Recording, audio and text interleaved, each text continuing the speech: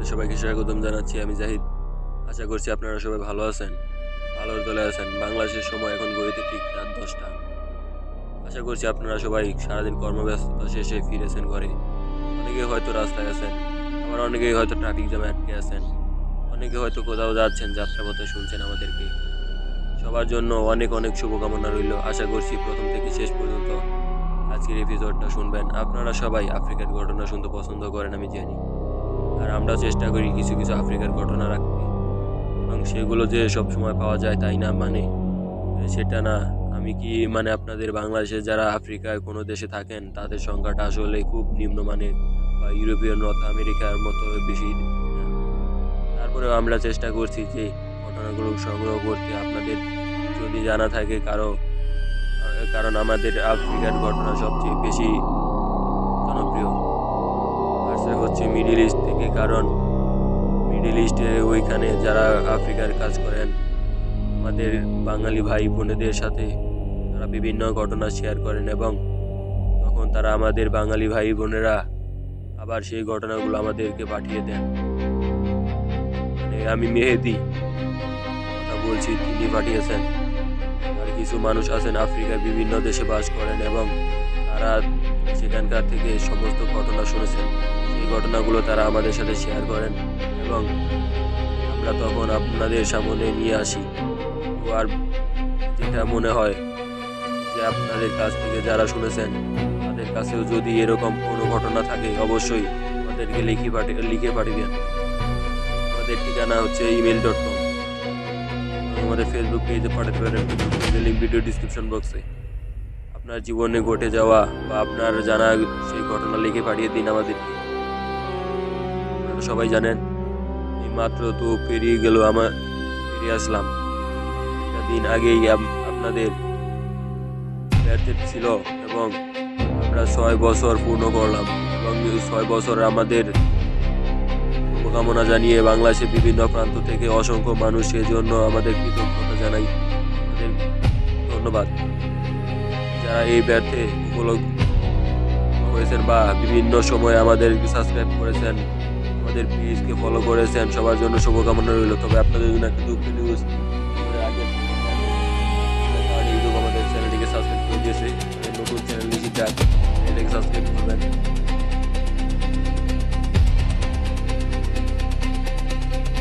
Follow করে আমাদেরকে ভালোবাসা দিয়েছেন অনেক অনেক। আপনারা আমাদের পাশে আছেন বলে আমরা সামনের দিকে এগিয়ে যাওয়ার অনুপ্রেরণা পাচ্ছি। একটা কথা বলে রাখি, আপনারা নিশ্চয়ই জানেন যে আমরা অচিনপুর শুরু করেছি, এবং অচিনপুর নিয়ে হোয়াইট বিগলান।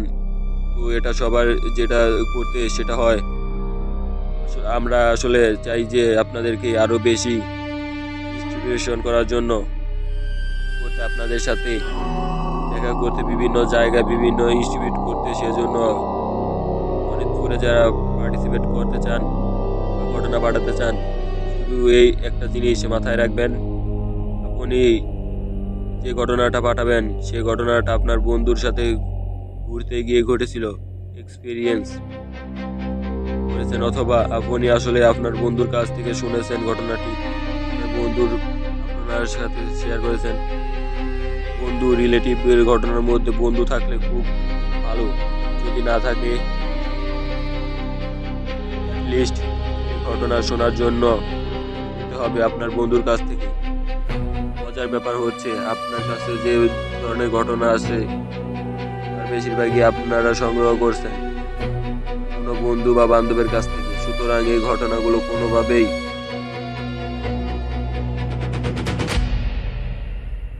নেই বলে চলে আমার বিশ্বাস। আর আমি যে ঘটনাটা পাই তা মধ্যে একটা বিশাল অংশ হচ্ছে বন্ধুদের সাথে কোনো পিকনিকে গিয়ে, কোথাও ঘুরতে গিয়ে, এবং তখন আপনারা সেই ঘটনাগুলো আপনাদের কাছে শেয়ার করেছে, তখন আপনারা আবার আমাদের কাছে শেয়ার করেছেন।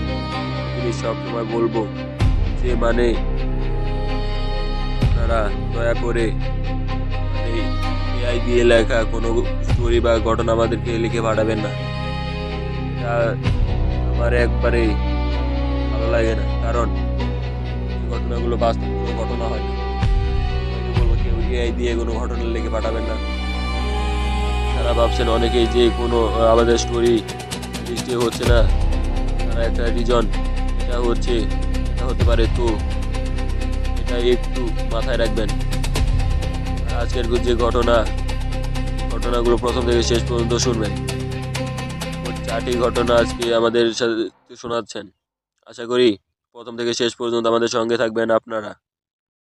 আমাদের ভালো লাগবে এবং সাপোর্ট করবেন এভাবেই। আর কমেন্ট সেকশনে লিখতে ভুলবেন না। অনেকেই জয়েন করে ফেলেছেন অলরেডি, আমি দেখতে পাচ্ছি সবার নাম লিখেছেন। আপনি যদি চান যে আপনার কমেন্টটা পড়া হোক, তাহলে অবশ্যই আপনি আপনার নামটি লিখবেন। রিয়াদ ভাই বলছেন বগুড়া থেকে, মুস্তাকিম মালয়েশিয়া থেকে, শ্রাবণ মালয়েশিয়া থেকে, সিঙ্গাপুর থেকে বলছেন, এভাবে অনেকেই বলছেন। নীরব আমাদের সঙ্গে আছেন শ্রাবণ, উনি মালয়েশিয়া থেকে। ওনার একটি ঘটনা পড়তেছি। ফয়সাল ভাই আছেন আমাদের সঙ্গে, এবং আমাদের সঙ্গে আছেন শিহাব কুমিল্লা থেকে, আমাদের সঙ্গে রাব্বি আছেন ইন্ডিয়া থেকে, এবং তিনি অলিভারেটের জয়েন থাক। আলামিন আছেন সৌদি আরব থেকে, এভাবে অনেকেই আছেন। কুষ্টিয়া থেকে আছেন, ঢাকা থেকে আছেন, আমাদের সঙ্গে আছেন কুমিল্লা থেকে বাবু, আর চট্টগ্রাম থেকে অনেকেই। চলুন আজকের ঘটনাটা পড়ে শোনাচ্ছি। নতুন একটা ঘটনা যেভাবে লেখা আছে আমি ঠিক সেভাবে পড়ছি। আসসালামু আলাইকুম জাহিদ ভাই, কেমন আছেন? জিজ্ঞাসা করলাম না, কারণ আমি জানি আপনি সবসময় ভালো দলেই থাকেন। আমার নাম ইয়াসিন আরাফাত রিজভী, আমি আপনার অনেক বড় একজন ভক্ত। ঠিকানা হচ্ছে, তারপর তিনি তার ঠিকানা দিয়ে যাত্রাবাড়ি ঢাকা থেকে তিনি লিখেছেন। তারপরে তিনি লিখেছেন, আজকে আমি যে ঘটনাটি পাঠাবো তার সাক্ষী আমার পুরো পরিবার। এই ঘটনা সিলেক্ট হলে অবশ্যই পড়ে শোনানোর অনুরোধ রইল। এই ঘটনা শুরু 2004 সাল থেকে এখন পর্যন্ত চলমান। এই ঘটনার সূত্রপাত হয় দাদা থেকে। আমার দাদা ছিলেন এক ব্যক্তির ভক্ত। তিনি অনেক অনুসরণ করতেন, কি ধরনের নিয়ম মানতেন তা ব্যাখ্যা আমি পাইনি। আমার ভাষায় তিনি সেগুলোকে ইবাদত বলেন। সাল 2004 সাল থেকে 2010 এই সময়ের মধ্যে আমার দাদা প্রায় অনেকেই, বেশিরভাগ মানিকগঞ্জে থাকতেন। আগে কখনোই দাদাকে এত বেশি মানিকগঞ্জে যেতে দেখিনি। তার অনুসরণ করা সেই লোকটার বাসা মানিকগঞ্জ। আগেই বলে নেই, আমার দাদা ছিলেন একজন মুসলিম।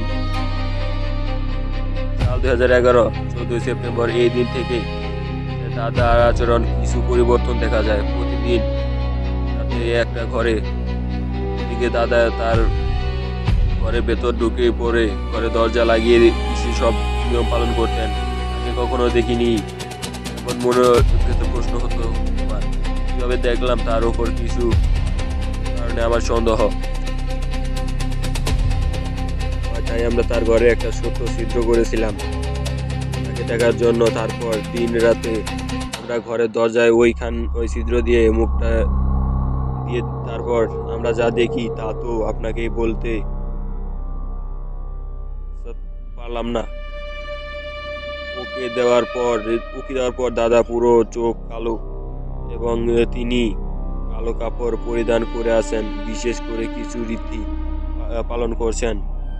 এখানে আশ্চর্যের বিষয়, এটা দাদাকে এবং আগে কখনোই কালো কাপড় পরতে দেখিনি, এবং দাদা পুরো চোখ কালো কাপড়। এরপর থেকে শুরু হয় ঘটনা। সাল 2018 17 জানুয়ারি রাত 1টার দিকেই হঠাৎ করে কে যেন আমাদের ঘরের দরজায় অনেক জোরে জোরে নক করছে। পরে আমাদের ঘুম ভেঙে যায় এবং ঘর থেকে বেরিয়ে দেখি কেউ নেই। ঠিক তখনই আমাদের চোখ পড়ে ঘরের এক পাশে 7টি বিড়াল আমাদের দিকে তাকিয়ে আছে। ভয়ের বিষয় হলো 7টা বিড়াল গঠন সাধারণ বিড়ালের মতো না। এগুলো দেখার পর ভয় পেয়ে দ্রুত দরজা বন্ধ করে দিই। এরপর থেকেই প্রায় মনে হতো ঘরের ভেতরে আমরা ব্যতীত আর অন্য কেউ আছে, কারণ ঘরের ভেতর অন্য ব্যক্তির হাঁটা চলার শব্দ পাওয়া যেত। আবার ঘরের ভেতর হঠাৎ অনেকেই গরম লাগতো, কিন্তু বাইরের পরিবেশটা ঠান্ডা ছিল তখন। তারপরে প্রায় কয়েক বছরে এমনই চলতে লাগে এই ঘটনা। এরপর আমরা ভালো হুজুরের খোঁজ নিয়ে তাকে সব বলি। সে ঘটনাগুলো শুনে আমাদের বাড়ি আসার পর দেখার পর বলেন এগুলো দুষ্ট জিনের কাজ। আমি পানি পড়া দেই, সন্ধ্যার পর ঘরে ছিটিয়ে দিবেন, সব ঠিক হয়ে যাবে ইনশাল্লাহ। হুজুরের দেওয়া পানি কাজ করে, কয়েক বছর কোনো সমস্যা আর হয় না। কিন্তু ঘটনা এখানে শেষ নয়। সাল 2025 16 অক্টোবর আমার ছোট ভাই জন্মগ্রহণ করেন। আমার ছোট ভাইয়ের বয়স তখন 19তম দিন। তখন তাকে আমার দাদার কাছে রাখা হলো। আমার ছোট ভাইকে দেখেনি, আমার ছোট ভাইকে দেখানোর উদ্দেশ্য ছিল। এরপর থেকেই ছোট ভাইয়ের অবস্থা অনেক খারাপ খারাপ হয়ে যায়। সে কিছুতেই খেতে চাইতো না, এমনকি তার অবস্থাও এত খারাপ হলো, তার মাথা চার ভাগ হয়ে যায়, তার মুখ শুকিয়ে যায়। হাসপাতালে ভর্তি করানো হয়। ডাক্তার বলেন অবস্থা অনেক খারাপ।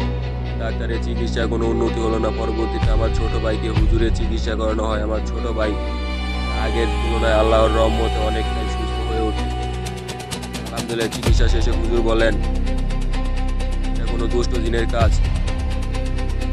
পর্যন্ত বলেই আজকের ঘটনাটা শেষ করলাম। পরবর্তী ঘটনা আগামীকালকে শোনানো হবে। আজকে একটু ব্যস্ত হওয়ার কারণে আমি আর ক্রিয়া করতে পারলাম না। সবাইকে ধন্যবাদ। আল্লাহ হাফেজ, ভালো থাকবেন। আর ভিডিওটা অবশ্যই একটা